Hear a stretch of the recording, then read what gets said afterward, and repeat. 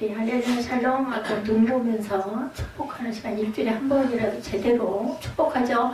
할렐루야 샬롬 샬롬 샬롬 샬롬 샬롬 샬롬 샬롬.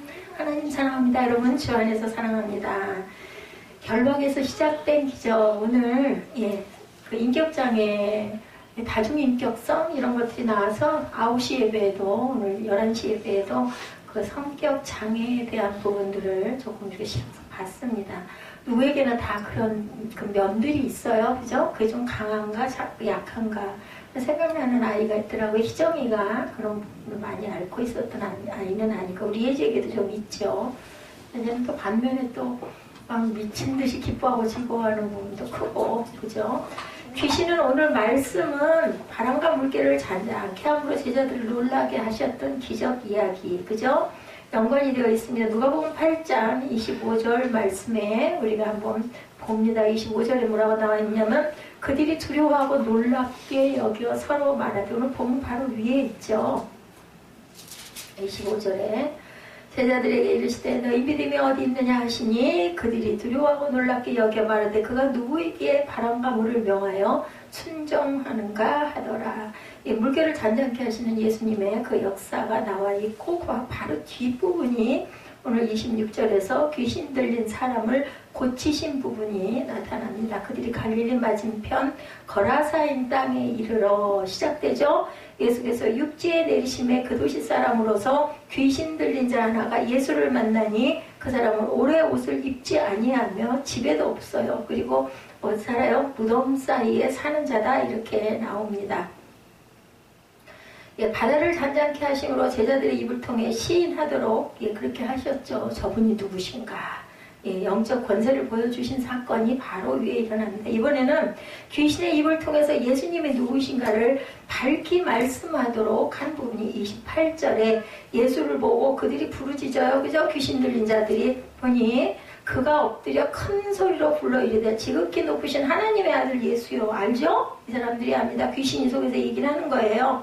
자, 누구시오? 당신이 나와 무슨 상관이 있습니까? 당신께 구하노니 나를 괴롭게 하지 마소서. 귀신이 막 사람 속에서 요동을 하게 해가지고 이 사람이 너무너무 괴로우니까 엎드려가지고 무슨 상관이 있길래 나를 이렇게 괴롭게 합니까? 좀 그냥 내버려 두십시오 라고 얘기를 합니다. 당신께 구하노니 나를 괴롭게 하지 마옵소서 하니 여기서는 먼저 예수님을 만났던 귀신 들린 자가 어떤 모습인지 우리 한번 살펴보도록 합니다. 27절에 보면 어떤 사람이었다고요? 오래 옷을 입지 아니하고 집에도 거하지 아니하고 어디에 무덤사에 이게 정상적인 사람 아니죠. 무덤사에서 살아 집에도 안 있고 또 옷도 안 입고 벌거벗고 이렇게 살죠.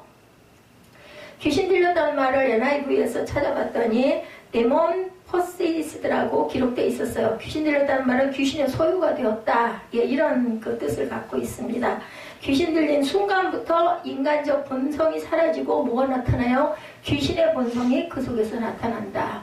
그래서 그 축사하시는 분들 보면은 기도하다 보면은 딱 영적인 눈으로 귀신 들려서 그 사람 속에서 귀신이 역사하는 게 보인다고 그래요. 저는 참 그런 것들이 두렵고 싫어가지고 되도록이면 그런 데 가지도 않았고 많이 피했습니다. 아마 각자에게 어떤 특별한 은사가 주어지면 그런 그 기도를 오래 하신 분이나 이런 분들은 귀신에 보여가지고 막 그 사람 앞에 가서 귀신아 이리 속에서 있는 귀신아 나와라 그러고 소리를 지르면 막 그 고함을 치면은 그 귀신 들린 사람이 막 바닥에 들어 눕고 개거품을 입에다 물고 막 바닥에서 대굴대굴 부르고 막 고함을 지르고 비명을 지르고 한다고 그러더라고요. 근데 한 번으로 안 되고 뭐 그래 한 번 해갖고 두 번 해갖고 탁 되면 얼마나 좋겠어요. 그걸 몇 시간씩 배치를 해갖고 한다고 그러더라고요. 그러니까는 저 같은 사람은 아마 하다가 한두 번 하고 나가 떨어지겠죠. 제가 먼저 나가 떨어질 거예요. 대개는 남자 목사님들 그죠? 아주 영적으로 힘이 있고 아주 무서운 게 없는 그런 분들이 그런 걸 한다고 그래요. 귀신은 하나님의 영에 순종하지 않아요. 그리고 창조 질서를 거스르는 특징을 갖고 있습니다. 아까 우리 그 인격장애, 성격장애에서도 봤지만 좀 정상적이지 않은 거죠. 좀 그 부분이 심한 거죠. 누구에게나 그런 내면들이 있어요. 그죠? 조금씩 저도 그걸 쭉 보면서 내게는 몇 가지나 해당되라. 근데 반반이더라고요. 그런 부분이 있기도 하지만 또 의외로 그렇지 않은 부분이 부분이 너무 많은 사람들은 그런 장애라는 얘기를 하는 거죠. 그래서 우리는 장애인이 아닌 사람이 하나도 없다고 그러죠. 정신적으로도 아무렇지도 않은 사람은 없습니다. 얼면이라든지 한두 가지씩은 해당이 되죠. 자, 정상적이지 않다라는 말은 딱히 뭐라고 얘기하지 않아도 서로가 알아서 지켜야 하는 예의를 벗어났다라는 그런 뜻을 갖고 있습니다. 악한 영이 우리 속에서 역사하면 부끄러움을 모르기 때문에 지켜야 할 도리를 지키지를 않아요. 생각이 안 들어요. 우리 사무엘이 그러더라고요. 반항하고 싶은 마음이 막 속에서 막 올라온대요. 근데 한쪽에서 이러면 안 되는데 하는 생각이 드는데 귀신이 들리면 그런 생각 자체가 안 든다는 겁니다. 이러면 안 되는데 하는 마음이 있으면 아직은 정상이에요. 그죠? 아무렇지도 않은 거죠. 뻘거벗고 뛰어다녀도 아무렇지가 않고, 그죠? 고함을 지르고 욕을 해도 아무렇지도 않고, 창피한 것도 모르고, 그죠? 막 그렇게 구는 자들은 귀신이 들린 거예요. 그 사람 본 모습이 아니라 그 사람 속에 있어요. 누구에게나 그런 부분들이 크고 작게 있는데 여기에 사로잡힌 사람들이 바로 귀신들이다. 그렇기 때문에 여러분들 너무 어떤 것에 집착하지 마세요. 그러다 보면 귀신 들린 자가 될 수가 있거든요. 그 성향이 있기 때문에 가정에서 남편과 아내 그리고 부모와 자식이 지켜야 하는 일들, 도덕적인 타락과 간음은 하나님께서 명하시는 중요한 범죄예요. 그렇죠? 그런데 부끄러움을 모르고 행하는 자들이 있다면 음란 귀신 들었다. 그죠? 그 하면 안 될 짓들을 막 너무너무 심하게 하는 그런 경우. 가정의 결박은 지켜야 할 도리를 지키지 않음으로 힘들게 합니다. 자식과 부모가 하고 싶은 대로 살 수 없는 것은 하나님께서 주신 관계 안에서 살아가기 때문에 그 법을 지키고 살아가는 거죠. 근데 그거 안 지키면 얼마나 편하겠어요. 그러다 보니까 그 결박이 무겁게 느껴진다라는 겁니다. 자, 악한 영이 들어가면 그 길을 벗어나요. 영이 들어가면 아예 까짓것 어때? 그 자식이 부모를 막 죽이고 때리고, 그죠? 그렇게 눈이, 쉽게 얘기해서 뭐라 그래? 눈이 뒤집어졌다고 그러죠? 예, 세상 사람들의 도리, 이치, 그런 모든 것들에서 그냥 재밌는 얘기가 있더라고요. 우리 말할 때 지랄하는 소리 참 많이 하잖아요. 이게 의미가 있더라고요. 이 말의 뜻은 길과 아래라는 결합이라고 합니다. 지랄이라는 뜻은. 지랄한다는 말이 길 아래로 걷는다라는 뜻을 갖고 있습니다. 가야 할 길로 가지 않을 때 지랄한 애가 맞다고 합니다. 저는 그 인기라고 생각을 했거든요. 근데 그렇더라고요. 나라와 국민 사이의 갈등과 후한 무치한 일들을 보면서 교회 안에 일어나는 갈등과 타락한 모습을 보면서 우리는 그래서 기도해야 된다. 왜 기도해야 하는가? 그 특성 모르기 어렵네요. 아까 그걸 딱 얘기를 1819를 얘기를 해놓고 은혜 받은 곡이었었기 때문에 제가 금요일 날인가요? 그래서 그걸 얘기를 해놓고는 마음에 감동이 오질 않아요. 제 특징이 하나 있어요. 다른 건 모르겠는데 우리 찬양할 때도 여러분들이 보시기에는 그냥 뭐 있는 찬양들 많으니까 그 중에서 몇 곡이겠지는 아니에요. 제 마음에 아니면 아까 한 곡은 잘못 들었고 하필이면 우리 일어나서 그죠? 예, 말씀 읽고, 우리 시편 낭송하고 나서, 나중에 주기도문, 사도신경 하고 나서, 우리 인도 찬양의 결단 찬양할 때, 그 부분은 번호가 잘못 눌려서 어쩔 수가 없었는데, 그때 제가 막 찾고 있었거든요. 시편 8편을 찾느라고 그냥 뒀어요. 그래서 너무 여러분들에게 죄송했습니다. 여러분들이 다 아시는 찬양을 그때는 일어나서 우리가 고백을 해야 되는데, 오늘은 제가 그 부분 실수를 했어요. 근데 마음의 감동이 오지 않는 찬양은 저는 부르지를 않습니다. 그래서 막 봤는데 예배도 중이니까 그랬는데 주님 나를 부르셨네. 이 찬양이 그냥 가사가 탁 와서 박히더라고요. 불렀으니까 제가 서 있거든요. 뭐 여러분들이 어떻게 생각하실지 모르지만 저는 분명히 하나님의 음성을 들었어요. 부르셨습니다. 그래서 우리가 기도해야 되는 것은 영적인 눈으로 보면 부끄러움과 수치를 모르고 행하는 일들이 영적인 것과 밀접하게 연관되어 있는 것이 기도를 통해서 확인이 되고 확신이 되고 나타나고, 또한 기도하다가 어떤 찬양이 떠오른다거나 말씀이 떠올라서 답을 주시기도 합니다. 두 번째, 오랫동안 자신의 집에 거하지 않았다. 그죠? 이 귀신을 들린 자가 아까 그렇게 나왔죠? 부끄러움을 모르고 행하는 일들이 귀신의 특징이에요. 그죠? 그 지랄하니까 바로 귀신 들린 사람들이 그럴 때 우리가 그 표현을 할 수 있을 것 같은데, 자신이 있어야 할 곳에 있지 않은 건 역시 귀신의 특징이다. 이게 뭐예요? 규율에서 어긋난 사람들이 바로 귀신이 들렸다라고 얘기하는 귀신의 특징. 이 말씀을 묵상하면서 제가 생각해 봤습니다. 악한 영이 우리 속에 들어가면 어때요? 거꾸로 가는 거죠. 잘못된 행동을 하게 된다. 중요한 것은 잘못된 일을 행하지 않는다 할지라도 마땅히 해야 할 일을 하지 않는 것도 우리가 심각하게 생각해 봐야 할 문제입니다. 악한 영이 들어가면 판단이 안 돼요. 그래서 자꾸 그쪽으로 가고 싶어요. 그래서 제가 그래도 소망이 있구나. 그러면 안 되는데 생각이라도 한다 하니 가정 있는 사람이라면 자신의 집에 있는 게 당연하잖아요. 근데 거기 안 있고도 그거 안 있는 게 아무렇지도 않게 여겨지는 거. 그런데 그 자리에 있지 않죠? 무엇이 우리를 있어야 할 자리에 있지 못하도록 만드는 것일까? 남편과 아내가 지켜야 할 마땅한 자리들이 다 있어요. 그죠? 목회자와 성도들이 해야 할 일과 넘지 말아야 할 선이 있습니다. 예, 넘지 않는 산이 있거든. 아까 그 찬양도 굉장히 은혜가 있어서 제가 또 거듭해서 다시 들었습니다. 개인적으로 한국교회가 악한 영들에 의해 잘못되고 있는 현상이 있습니다.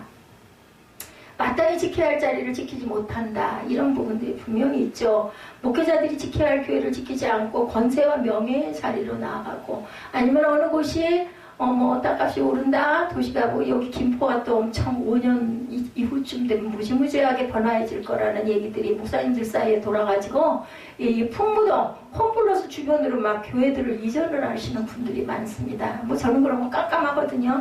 이번에 제가 송년회에 갔더니 그런 얘기를 하시더라고요. 그래서 풍무동이 좋구만, 한 5년만 기다리십시오라고 얘기를 해서 제가 그랬어요. 김포가 딴 데 비해서 풍무동 전체가 너무 발전되지 않아서 그런 거 아닐까요? 하고 웃으면서 넘어갔습니다. 악한 영이 역사하고 있는 것, 권력, 명예, 돈, 이런, 좀 필요하죠. 필요한데, 거기에 너무 지나치게 집중해가지고, 그죠?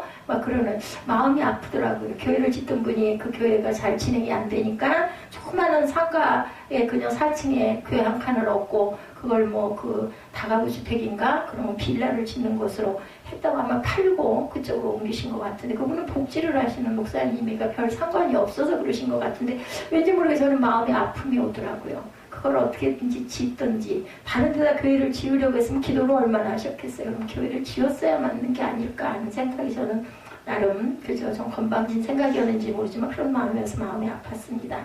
목회자와 성도들이 하나님의 말씀을 묵상하고 서로 섬기고 교제해야 할 자리에 있지 않는 것 또한 심각한 문제입니다. 정치진들이 백성들을 위해서가 아니라, 그저 국민들을 위해서가 아니라 자신의 자리를 지키기 위해서 싸우는 것도, 그것도 보면 이성적으로 설명할 수 없는 일이다. 그것도 문제입니다. 총선 때 보면 각 당에서 공천하는 것은 우리들이 늘 보죠. 그리고 그 뭐죠? 공천에서 여러 가지 몇 개 사항 가지고 그죠? 선거 유세하면서 이걸 지키겠고, 이걸 지키겠고, 이걸 지키겠습니다. 공약이라고 하죠. 자신들의 자리를 지키기 위해서 아주 목청을 높입니다. 그들은 정치인이 있어야 할 마땅한 자리에 있지 않고 자기 자신을 위해서 목청을 높이고 싸운다. 그나마 좀 지키면 감사한데 그렇지 않은 분들이 너무나 많다는 거죠.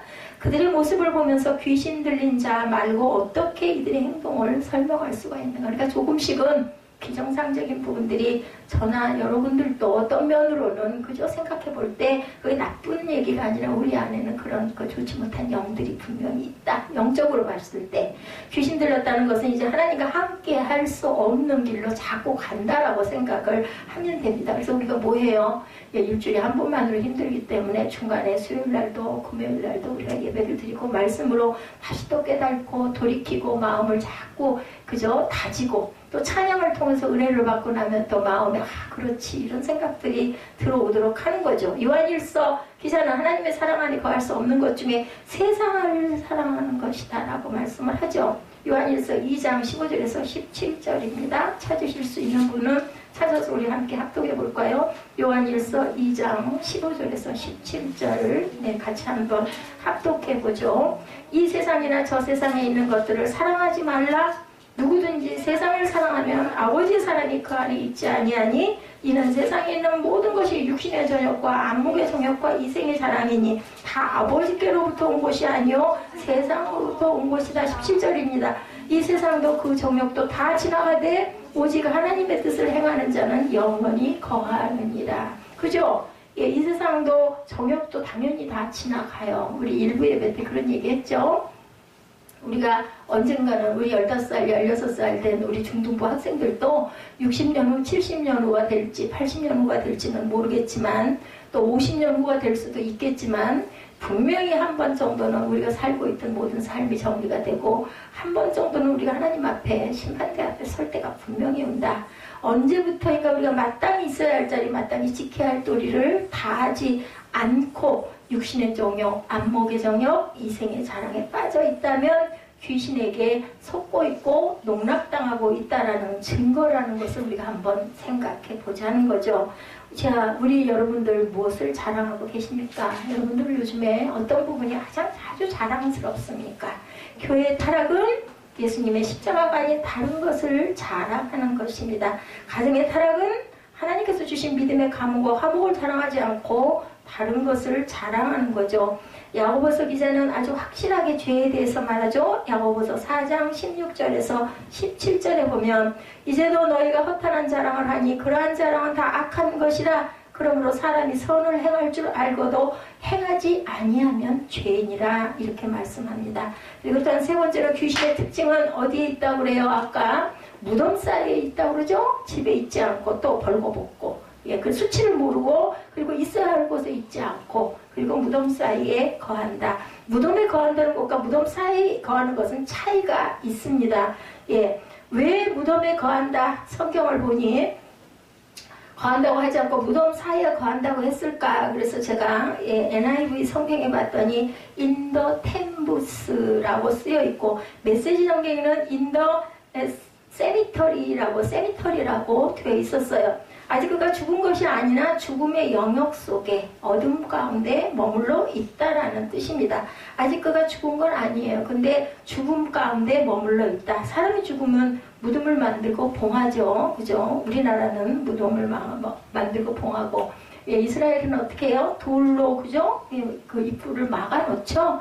예, 돌 무덤들입니다. 귀신 들린 자들의 표정이 어둡고 생기가 없는 것은 어둠의 영역에 있기 때문이다. 우리는 무슨 자녀? 빛의 자녀들이죠. 그렇기 때문에 어둠의 영역에 있으면 안 돼요. 빛으로 걸어 나와야 합니다. 제가 어제 자료 찾으면서 보다 보니까 그런 얘기 있더라고요. 저도 그래서 어이구나 했는데 여긴 성전이기 때문에 저는 그렇지 않다라고 생각을 했습니다. 예, 아침에 일어나면 커튼을 활짝 열어야 된다. 아침에 일어났을 때, 그죠? 예, 시위를 밝게 해야지. 그렇지 않고 그 어둡게 껌껌한 가운데 그대로 있다 보면은 그런 부분들이 굉장히 어두워진다라고 이렇게 나타나 있더라고요. 얼른 늙고 싶으면 그 생활을 계속해라. 이런 얘기가 있었어요. 자, 생각의 영역이 계속해서 어둠에서 떠돌고 다니고 있으면 그게 뭐라고요? 부정적인 생각하지 말라는 거예요. 긍정적인 생각, 밝은 생각. 오죽이나 하면은 빛의 자녀라고 얘기하지 않습니까? 우리는 빛 속에 났어요. 오늘 그 태어난 생일 맞이하는 우리 집사님도 계시지만, 예, 깜깜한 곳에 있다가 어디로 생명체로 태어난 거죠. 그 빛의 자녀가 됐다라는 거죠. 빛에서 살아야죠. 자꾸 굴 속으로 들어가려고 하면 그거는 어둠의 영역이다. 악한 영이다라는 것을 절대 잊어버리지 말아야 된다. 그러니까 모든 것을 안 되는 쪽으로 생각하고 죽음과 관련된 생각을 자꾸 하면 우리 마음에 뭐가 들어요? 두려움이 들어오죠. 그리고 뭐가 없어져요? 아까 그 회피장애자인 경우도 그랬죠. 자꾸 자신이 없어지죠. 사람 앞에 나서기를 싫어하고 그 사람이 나를 별로 인정해주지 않는 것 같다라고 여겨지면 자꾸 피하려고 하는 그런 거. 이렇게 자꾸 어두운 가운데 숨으려고 하는 거. 이런 것들은 다 모두 다 어두운 가운데 속하는 것이다. 그래서 무슨 일을 하든지 싸워서 냄새가 나는 일들을 생각한다면 디멘 포제스트라고 나와 있더라고요. 우리가 무엇에 결박되어 있는지 아는 것이 굉장히 중요해요. 여러분들 말씀을 통해서 나는 과연 그럼 어떤 결박에 묶여있나를 생각해 봐야 되겠다. 목회와 신학의 그 책을 봤더니 전남대 정신과에 근무하는 이무석 교수님이 중요한 정보를 말씀하고 계셨습니다. 성경에 보면 예수님이 고치시는 질병과 귀신을 쫓아내심으로 병이 낫는 경우가 있는데, 오늘 말씀은 분명히 귀신 들린 자를 쫓아내셨지만 구별해서 우리가 생각해 봐야 할 부분이 있다. 제 얘기가 아니라 그 정신과 교수님이 쓰신 그 목회와 신학에 나타나 있는 그런 내용입니다. 정신질환자와 귀신 들린 자의 구별이에요. 여러분들 참고하십시오. 공통점이에요. 정신질환자와 귀신 들린 자. 비슷하잖아요. 그죠? 정신질환자도 우리가 영적으로 보면 귀신 들렸다라고 생각을 하거든요. 근데 좀 차이점이 있다라는 거죠. 사람과의 접촉을 피하고 고립된다. 두 사람의 양쪽의 공통점입니다. 정신질환자는 인간관계에서 많은 좌절과 절망을 경험했기 때문에 사람을 두려워하고 피하려고 한다. 그리고 자해를 합니다. 자기 몸을 막 그죠 상하게 한다. 이런 경우 많이 봤어요. 막 자기 몸을 막 칼로 자꾸 찌르고 피를 내고 그죠? 이렇게 자신을 자해한다. 예, 자신이 미워서 자해행위를 하는 거예요. 자기 자신이 싫고 미워가지고 옷을 벗어요. 아까 이거 귀신 있는 자 옷 벗었다고 그러죠? 옷 안 입었다고 합니다. 소리를 지릅니다. 그리고 막 혼자 얘기합니다. 때로는 막 난폭해진 포악성을 보입니다. 정신질환 자는 자기 환상 속에서 살아요. 난폭한 행동은 두렵기 때문에 힘을 과시함으로 자신을 보호해요. 자기 자신이 막 으르렁거리죠. 짐승 같죠? 막 포효하는 거예요. 그리고 환각을 경험한다. 뭔가 막 보이는 거죠. 예. 그래서 보이지 않는 대상을 막 보고 막 얘기도 합니다.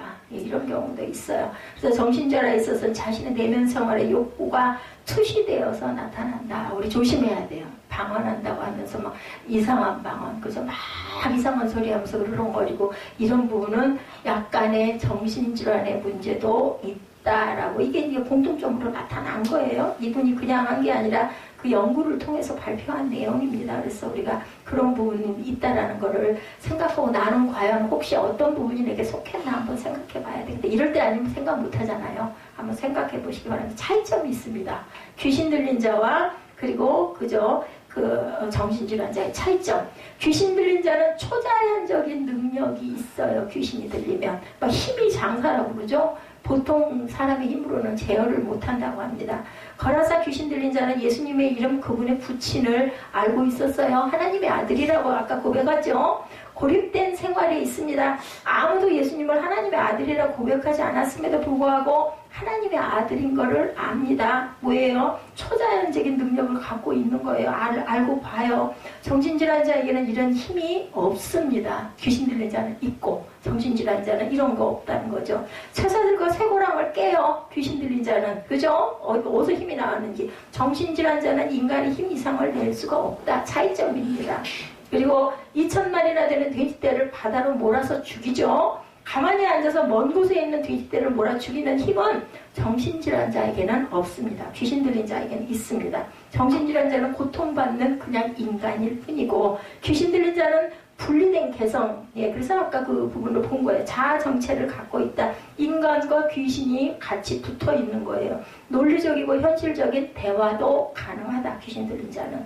귀신 들린 자는 예수님을 지독히 혐오하고 관계 맺기를 겁을 내죠. 두려워합니다. 아까 본문에서 예수께서 더러운 귀신아 하고 귀신 들린 사람 속에 있는 다른 개성을 향해 말씀하세요. 그래서 목사님들이 그렇게 축사를 하시는 거예요. 귀신아 그 속에서 나오라 그리고 소리를 지르죠. 예, 정신질환자도 인격의 해리 현상이 일어날 수 있다. 그래서 해리성 정체장애는 평상시에는 통합되어 있는 개인의 기억과 의식과 정체감, 지각, 기능 등이 붕괴돼요. 그래서 와해된 행동을 그 속에서 뭔가 튀어나온다고 그러죠. 요즘에 뭐 그런 드라마도 좀 있더라고요. 보니까 해리라는 것은 연속적인 의식이 단절된다. 그래서 기억을 순간순간 잊어버리죠. 또 사고를 통해서 뭐 언제까지는 기억이 하나도 안 나고 현재만 기억이 나기도 하고 아니면 특정 부분들이 기억이 안 나기도 하고 다 잊어버리기도 하고 이런 현상들.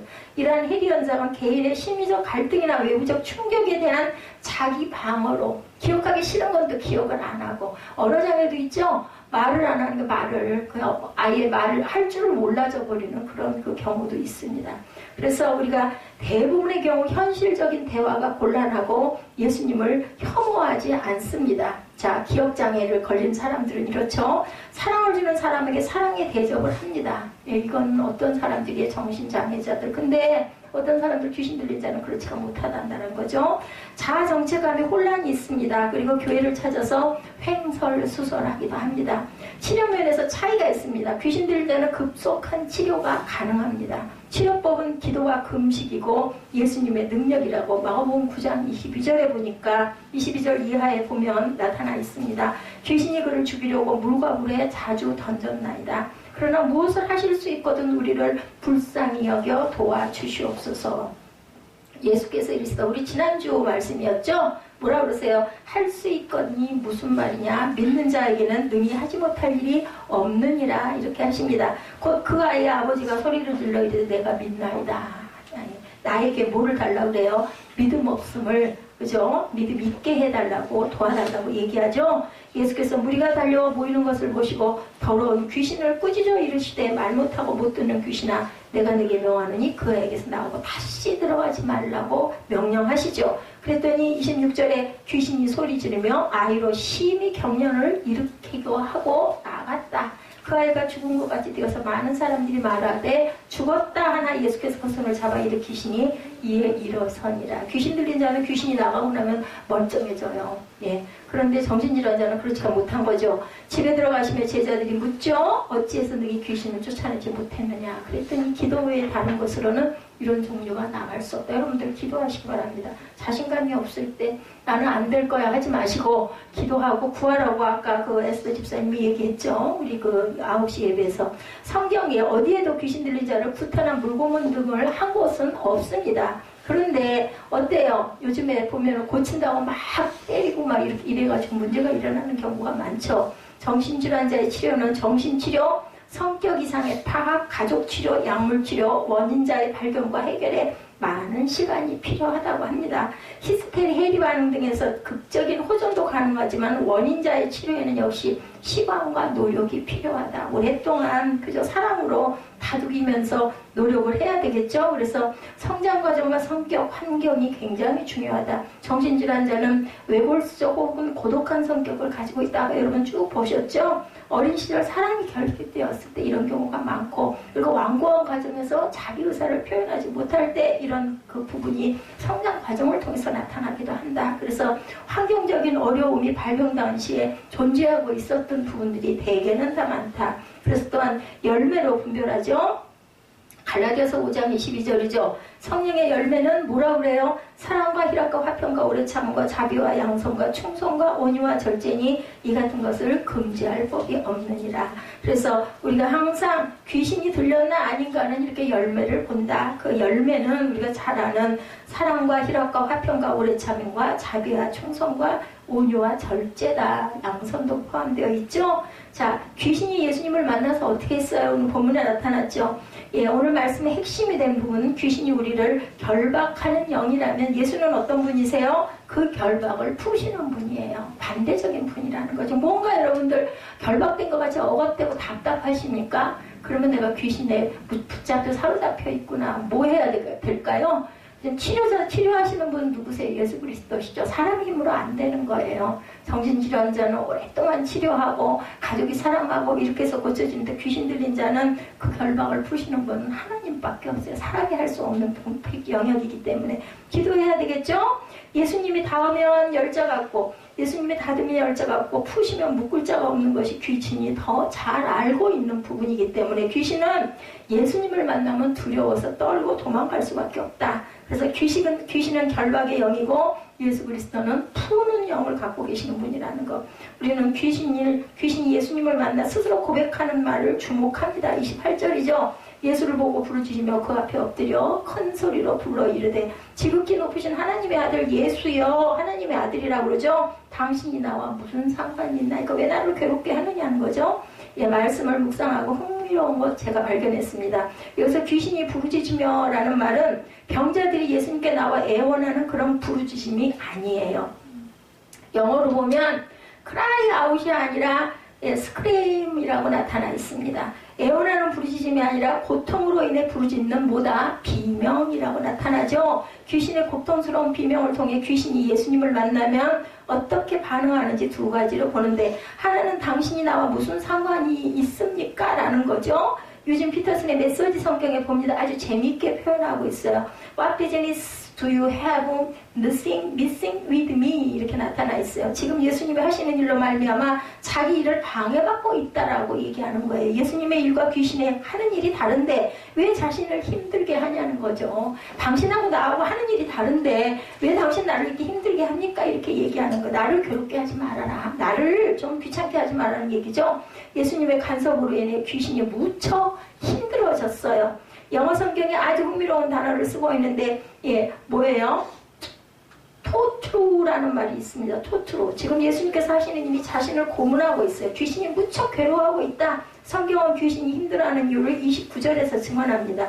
예수께서 이미 더러운 귀신을 명하사 그 사람에게서 나오라고 하셨죠. 귀신이 가끔 그 사람을 붙잡음으로 그를 쇠사슬과 고랑에 매어 지켰을 때 그 맨 것을 끊고 귀신에게 몰려 어디로 나갔어요? 광야로 나가는 부분이 나타납니다. 귀신이 가장 힘들어하는 것은 뭐예요? 예수님의 명령이에요. 명령은 두 가지 선택만 가능하게 합니다. 순종하든지 대항하든지. 그 명령에 귀신이 힘들어하는 그것은 귀신이 하고 싶은 일과 예수님이 하시고자 하는 일이 반대이기 때문이겠죠. 달라서 그렇겠죠. 문제는 귀신이 예수님의 명령에 불순종할 능력이 없다라는 거죠. 귀신 위에 누가 계시니까 하나님이 계시기 때문에. 억지로 해야 하는 순종만큼 힘든 것은 없어요. 그래서 예수 잘 믿는 사람들이 점치러 가면 당신 가 그런대잖아요. 그 점쟁이가 당신 여기 오지 말라고, 당신 있으면 내가 아무것도 볼 수가 없다고, 이런 예를 현실적으로 여러 번 여러분 주변에서 아마 경험하실 거예요. 그리고 뭐 구슬하는데 목사님이 또 가서 버티고 앉아 있으니까 작두를 타야 되는데 그게 안 돼가지고 여기 예수 믿는 사람 나가 그러고 소리 지른다 그러죠. 그거 안 되는 거예요. 통과가 되질 않는 거죠. 귀신 들린 남자의 불행한 것은 귀신에게 붙잡힌 바 되어서 사람들을 괴롭게 하고 부끄러움을 모르는 행동을 해서 공동체로부터 소외된 것이에요. 가장 무서운 인생의 감옥이 바로 소외라는 거. 소외되면 진짜 힘들죠. 어느 단체에서도 마찬가지고, 학교에서도 마찬가지고, 가정에서도 마찬가지고. 처음에는 어때요? 자기가 하고 싶은 대로 하는 것 같아요. 아무도 없으니까, 나 혼자 있으니까. 그런데 사람들에게 외면당하기 시작하면 무서운 감옥 속에 나도 모르게 갇히게 된다. 이 귀신 때문에 사람들이 얼마나 힘들어했으면 어떻게 했어요? 그 사람에게 쇠사슬과 고랑에 매어서, 그죠? 지키게 합니다. 이런 부분이 나타나죠. 이 귀신 들린 남자는 육신의 자유를 이렇게 해서 잃어버립니다. 옛날에 뭐 미친 여자들 보면은 방에다 가두고 문 잠궈놨는데 그 문 뚫고 나오면은 미친 짓 하고 돌아다니잖아요. 저 어렸을 때는 그런 사람들이 참 많았어요. 막 벗고 다니고 막 진짜 더러운 모습이 돼가지고 막 미쳐가지고 춤추고 다니고 노래 부르고 다니고 이런 사람도 있었거든요. 또 이상한 형상을 하죠. 머리에도 뭘 막 달고, 그죠? 예, 그런 모습을 하고 다니는데 귀신에 들려서 정신장애가 된 거죠. 이제 귀신이 그 맨 것을 끊고 그 사람을 광야로 몰고 가죠. 쇠사슬을 끊었는데 자유가 없기는 마찬가지예요. 몸은 풀렸는데도, 그죠? 광야로 나간 것이 자유가 아니라 귀신에게 몰려나간 또 하나의 억압이 시작됐기 때문이고, 귀신이 그를 몰고 나간 광야는 어떤 곳이었나. NIV 성경에 광야를 봤더니 solitary place라고, 외로운 장소라고 나타나 있었습니다. 붙잡혀 있어도 감옥이고, 맨 곳을 풀고 있어도 외로운 장소, 감옥이에요. 창살 없는 감옥, 여러분 들어보셨죠? 예수께서 더러운 귀신을 만났을 때 하신 명령, 더러운 귀신아, 그 사람에게서 나오라. 왜냐하면 예수님은 어떤 분이기 때문에, 결박을 푸시는 분이기 때문에 그렇게, 그죠? 예, 아주 소리를 칩니다. 예수님은 모든 결박을 푸시는 분이죠. 이것이 예수님이 이 땅에 오신 이유이기도 하죠. 목적이십니다. 우리나라 최초의 선교사였던 언더우드 목사님 여러분들 아시죠? 세브란스 병원 세우신 분입니다. 연세대학교 세우신 분이죠. 이 땅 조선의 어둠을 보았습니다. 그분이 그렇게 기도하죠. 복음이 이 땅에 들어왔을 때 기도했던 것이 바로 그 결박을 푸는 일이다. 이 땅이 암흑의 땅이더라는 거죠. 인천하게 딱 내렸는데 새카맣고 캄캄하더래요. 그러면서 하나님께 기도했죠. 그렇지만 이 조선 땅에 빛이 들어올 것을 믿습니다 하고 기도했습니다. 근데 어때요 지금? 예, 빛의 나라가 되었죠. 자, 이 땅에 들어왔을 때 기도했던 것, 바로 결박을 푸는 일. 예수님도 이 귀신의 정체를 드러나도록 하죠. 갔죠. 귀신에게도 이름이 있다는 거죠. 보면 30절에 예수님이 귀신에게 이름을 물으십니다. 예수께서 내 이름이 무엇이냐 30절입니다. 물으신 즉 이르되 군대라 하니, 이는 많은 귀신이 들렸습니다. 하나가 아니에요. 예, 단수가 아니에요. 복수예요. 31절에 무조갱으로 들어가라 하지 마시기를 강구하더니, 이 귀신은 군대라는 이름의 귀신이었다. 이 남자를 사로잡은 것은 하나의 영이 아니라 수많은 악한 귀신이 떼거지로 그 사람 속에 들어가서 파먹고 있었던 거죠. 이해할 수 없는 부분 중에 하나가, 왜 예수께서 귀신의 강구를 들어주셨는가? 이 부분이 또 우리에게 의문이 옵니다. 귀신이 무종에게 들어가지 않기를 강구하자 돼지떼에게 귀신을 들어가요. 그래서 이스라엘 사람들은 돼지고기를 안 먹는데 더럽다고, 그죠? 예, 그 이유가 바로 그런 데서 일어났다고 그러더라고요. 무정행이란 말은 깊은 어둠의 시면을 얘기합니다. 예, 그 끝도 보이지 않는 깊은 나락이죠. 예, 참 신기한 일은 귀신도 어둠을 싫어한다는 거예요. 귀신도 어둠을. 그래서 사람들의 삶을 사로잡아 사람들과 함께 살면서 사람을 괴롭히고 사람을 조종하고 사람을 지 마음대로 움직이려고 한다. 가끔 우리에게 이런 말들을 많이 해요. 귀신에게도 사명이 있다. 귀신도 지 할 일이 있다라는 거죠. 귀신도 무조갱에 떨어지지 않기 위해서 인간의 영혼을 볼모로 잡고 있다라는 겁니다. 치러야 하는 대가가 근데 거기에는 분명히 있어요. 오늘 말씀에 왜 예수께서 귀신의 강구를 들어주셨는지는 모르겠지만 그 귀신을 돼지떼에게로 들어가라고 하셨어요. 돼지떼에게 귀신이 들어가고 나니까 누구는 살아났을까요? 그 귀신 들렸던 자는 그나마 살았겠죠. 그래서 돼지들도 미쳐서 날뛰며 비탈로 내리다가 어디가 몰사해요? 호수에 빠져서 몰사하죠. 본문에 나와 있죠. 주목하여 보게 된 것은 모든 일을 본 사람들의 반응이 35절에서 37절에 나타나죠. 우리 함께 한번 읽어볼까요? 사람들이 그 이루어진 일을 보러 나와 예수께 이르러 귀신 나간 사람이 옷을 입고 정신이 온전하여 예수의 발치에 앉아있는 것을 보고 두려워하거늘 귀신 들렸던 자가 어떻게 구원받았는지를 본 자들이 그들에게 이르매 거라사인의 땅 근방 모든 백성이 크게 두려워하여 예수께 떠나가시기를 구하더라. 예수께서 배에 올라 돌아가실세. 이런 의문이 왜 귀신에게 노임을 받아 정상적으로 돌아온 사람을 그들은 봤는데도 두려워했을까? 그럼 아까 우리 읽어봤죠. 그 두려움으로 인하여 왜 예수님이 떠나기를 구했을까? 이것은 자신들에게 일어날 변화에 대해 두려움은 아니었을까? 저는 그런 생각이 들어요. 왜냐하면 온전한 사람이 하나도 없지 않겠어요? 나도 그렇게 되면 어떨까요? 그리고 예수님이 그걸 보시고 나를 귀신 들린 자라고 알면 어떻게 할까? 겁이 난다라는 거죠. 우리 마음속에는 그런 그 두려움의 벽이 누구에게는 다 있습니다. 무엇보다도 귀신을 쫓는 과정에서 그들이 입어야 했던 경제적인 손실이 또한 두렵지는 않았을까? 오늘 본문에 등장하는 동네의 지명이 거리사, 그죠? 거라사입니다. 거라사는 여러분들 BC 332년경에 알렉산더 대왕에 의해서 세워진 도시였습니다. 아까 알렉산더 대왕 아버지, 그죠? 필립 왕이 어떻게 했다고요? 밥을 먹을 때도 그죠?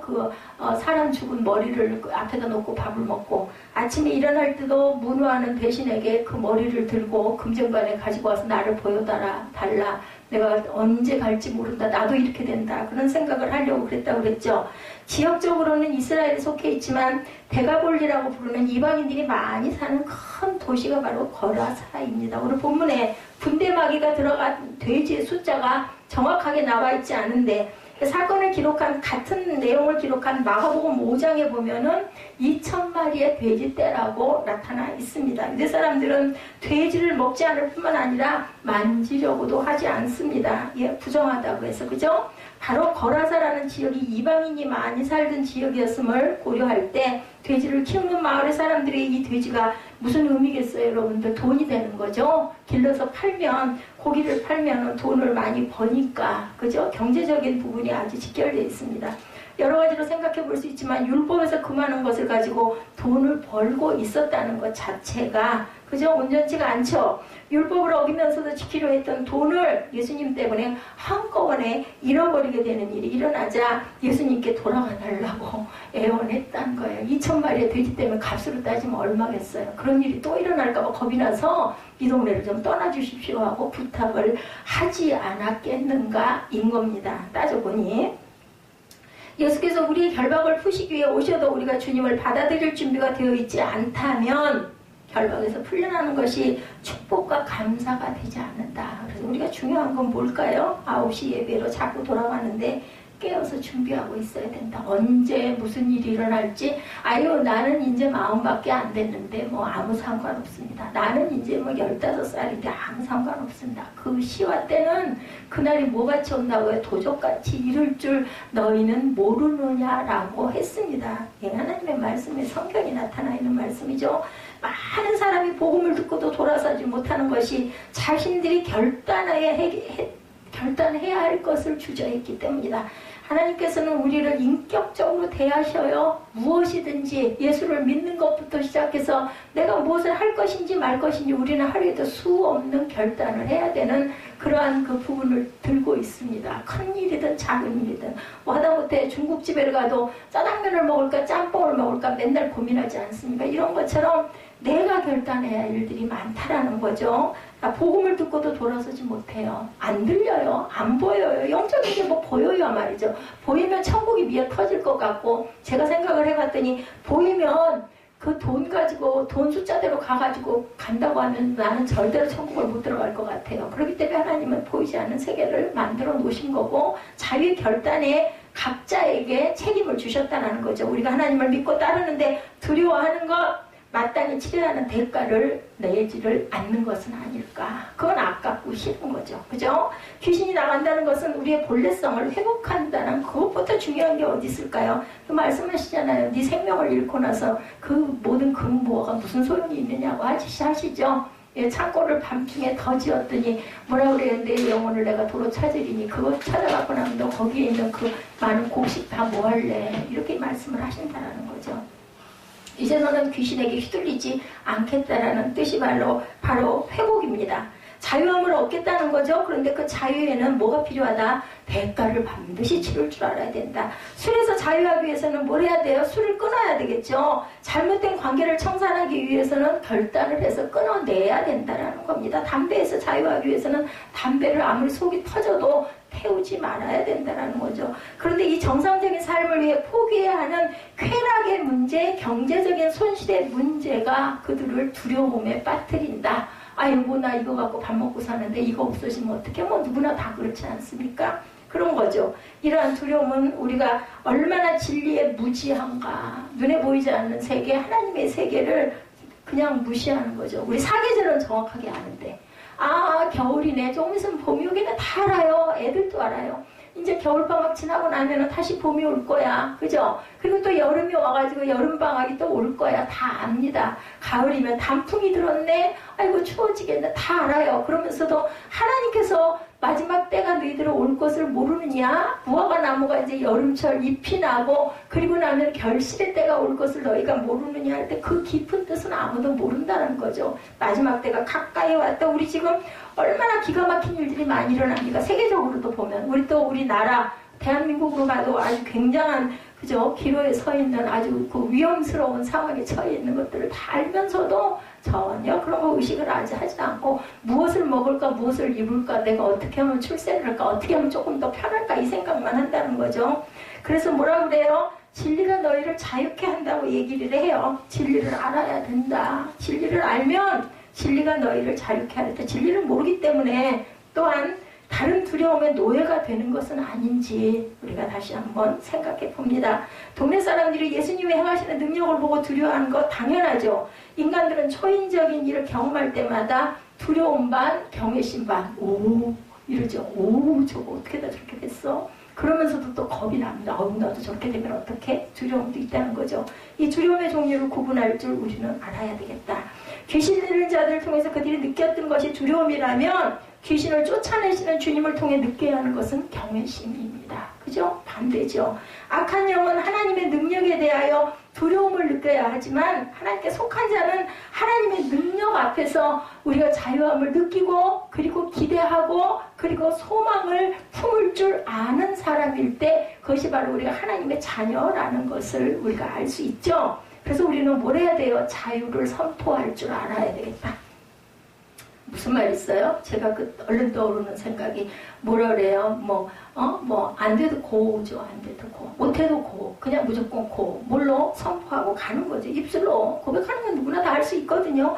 자꾸 그러다 보면은 그 사상에 내 안에 젖어 들어간다라는 거죠. 예수님의 기적사건에는 두 가지 긴장 관계가 계속되어 있습니다. 어떤 경우에는 기적을 사람들에게 알리지 말라는 것이죠. 혹시라도 사람들이 기적으로 인해 예수님의 사명을 왜곡할까봐 그것만 믿고 맹신하고 쫓아다니는 백성들이 그런 무리들이라고 하죠. 얼마나 많이 따라다녔어요. 기적.